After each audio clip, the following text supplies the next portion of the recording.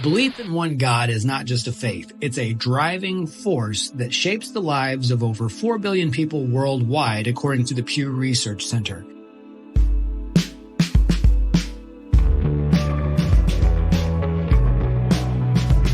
Welcome to the Liberty Signal podcast. I'm Joel Kahn, and I'd like to also introduce you to my co-host, Rachel Hathaway. Today, we're diving deep into a topic that's not only central to personal identity, but also influences politics, ethics, and even economics: belief in one God. So whether you're a skeptic, a devout follower, or simply curious, stay tuned as we unravel the complexities of belief in one God.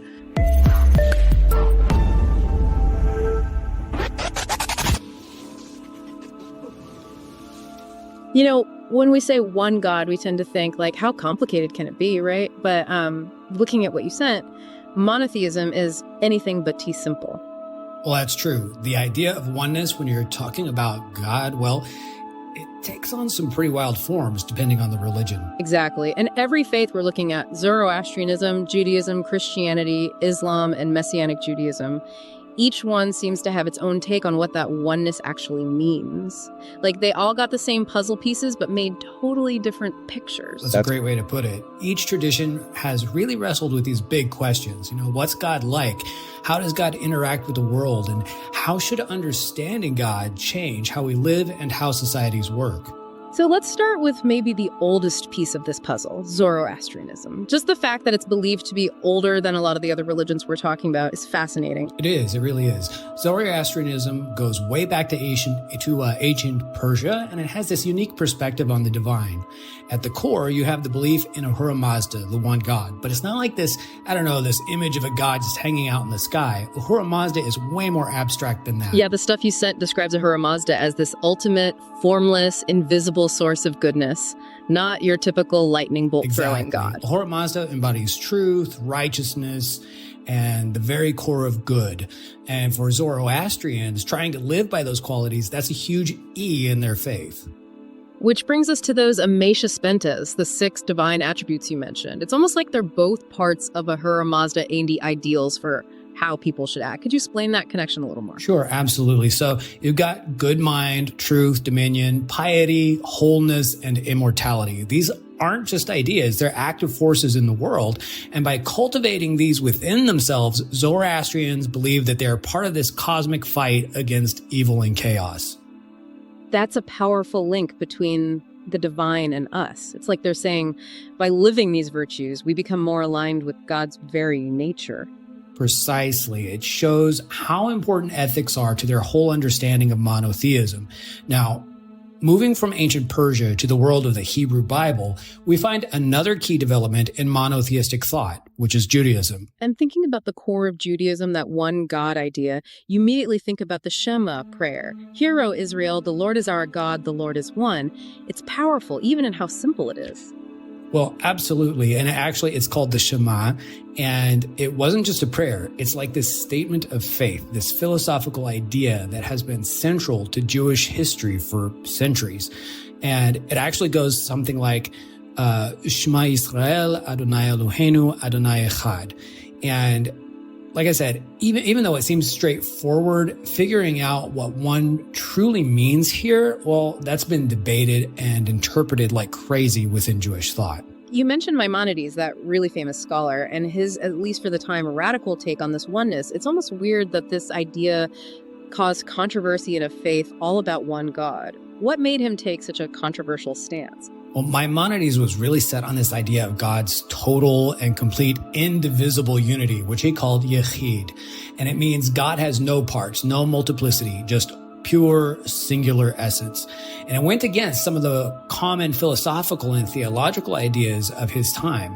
So even though we might see monotheism as a given in Judaism, it was still being refined and argued about centuries after its most important scriptures were written.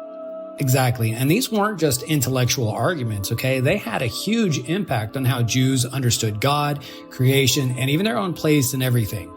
It's wild how something that seems so simple on the surface, one God, can lead to such complex theological discussions.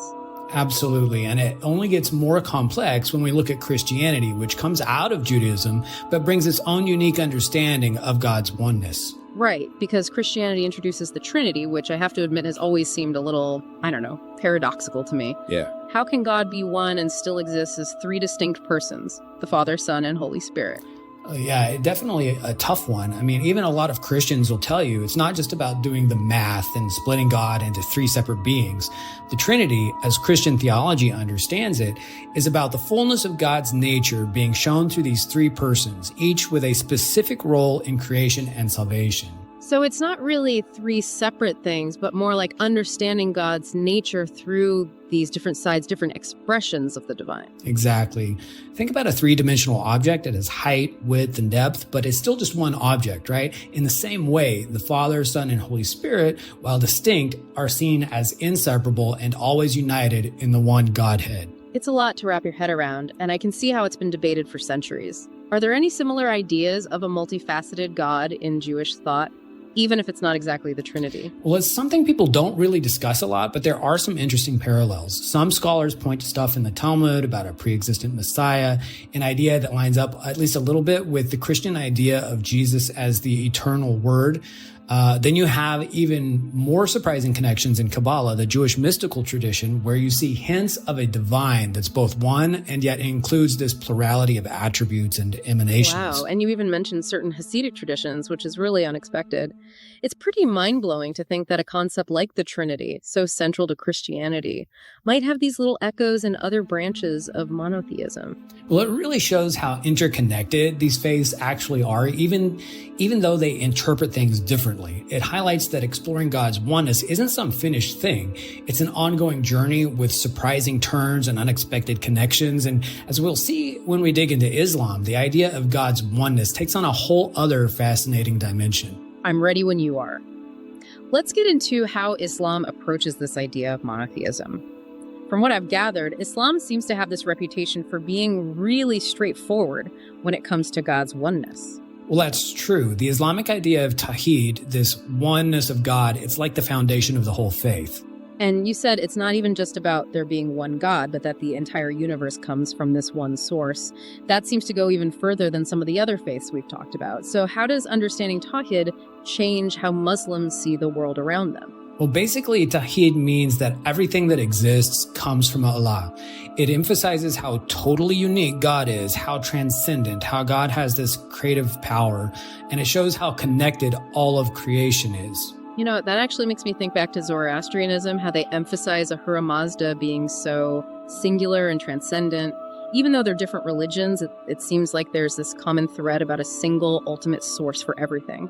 That's a good catch. And it shows how these different traditions, even separated by so much time and geography, might still have some of the same basic truths.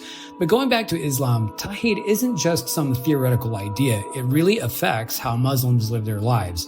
It influences how they worship, their ethics, how they understand their place in the universe, all of it. So it's almost like Tawhid is this lens that Muslims use to see everything else. But then how does that work with the 99 names of Allah you find in Islamic tradition? Wouldn't that mean there's some kind of, multiplicity within God? I think that's a fair question, but those 99 names, they aren't meant to be separate things inside of God. I think of them more like attributes, qualities of Allah that highlight how rich and vast God's nature is, but without messing with the core idea of Tawhid. So it's like if you're describing the ocean, right? You can talk about how deep it is, the currents, the storms, but it's all still just one big connected body of water. That's a great way to think about it.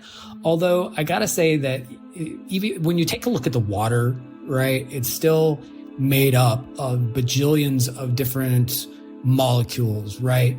But the idea for both, for example, Rambam in Orthodox Judaism and is within Islam, the idea of God with Allah is they're an absolute singularity. There is no way to divide them. There are no bajillions of molecules. It's just one, non-divisible entity.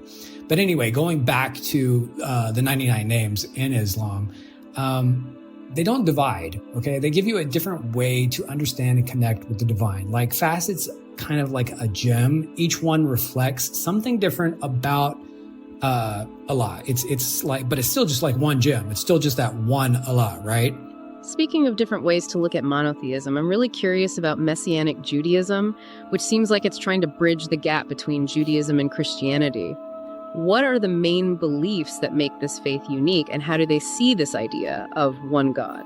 It's a really interesting tradition, especially because it shows how fluid religious thought can be and how it keeps evolving. Messianic Judaism, as we know it right now, popped up in the 20th century, trying to bring together Jewish identity and practice with this belief that Jesus is the Messiah. Sounds like they're walking a tightrope there, affirming what's core to Judaism, but also bringing in Christian theology. So how do they deal with the Shema, for example, with that central statement about God being one? Well, let me back up just a little bit and remind everybody really that even though Messianic Judaism as it's thought of today is relatively new, there have always been Jews that followed Jesus as the Messiah. For example, in the beginning, all of Jesus's disciples were Jews. In the first few centuries after Jesus's death and resurrection, according to the Gospels, and according to the rest of the New Testament, the majority of people who became believers and were following Jesus were also still Jews. The entire Christian faith basically started off as a Jewish sect. And over time, non-Jews did convert and became, believers in Jesus as the Messiah, and they began to follow him too. So while the broader world of Christianity developed from that and everything, Jews who became believers, they didn't want to give up their Jewishness. And over time, so many people have thought that, to become a follower of Jesus, you have to be this, white cookie cutter Christian kind of thing where, white European Christian. And that's not how Christianity even began. It began with Jews who still followed Jewish tradition and who still viewed the God of Israel as, part of their heritage. And so Jews who became followers of Jesus down through the centuries, they didn't want to have to stop being Jews in order to follow their own Messiah. So Messianic Judaism is basically a development created or brought about by Jews who became believers in Yeshua as the Messiah and who wanted to continue, being ethnically and culturally Jewish. And then to address what you asked about the Shema, well, that's where compound unity comes in, which can be a little tricky to get your head around. Basically Messianic Jews still hold on to the Shema, saying that there is one God, but they see that oneness as including a plurality within God. It's a compound unity rather than this singular, indivisible essence as Rambam described him. Okay, now you're just using big words to make me feel dumb. Can you break that down a bit more? All right. Think about a family. You've got different people, parents, kids, maybe grandparents, but they all come together to make one family unit, right?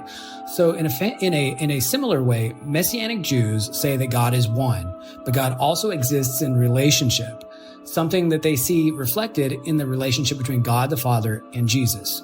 And more than that, when the Shema says, Shema Yisrael, Adonai Eloheinu, Adonai Echad, because the Bible, the Hebrew scriptures, never once use the word Yachid, they always use the word Echad, which just means the number one.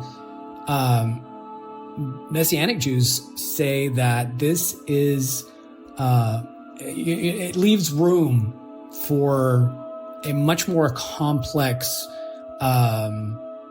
manifestation of God than Yachid does. And there are examples throughout the Hebrew scriptures where the word Echad is used precisely in that manner to describe complex unities. Like, for example, one people, Am Echad. And that, it's like, bajillions, you're talking about the Hebrew people, right? There's like, millions of people, millions of individuals, but there's one people, there's one Israel, there's one Hebrew ethnicity, right?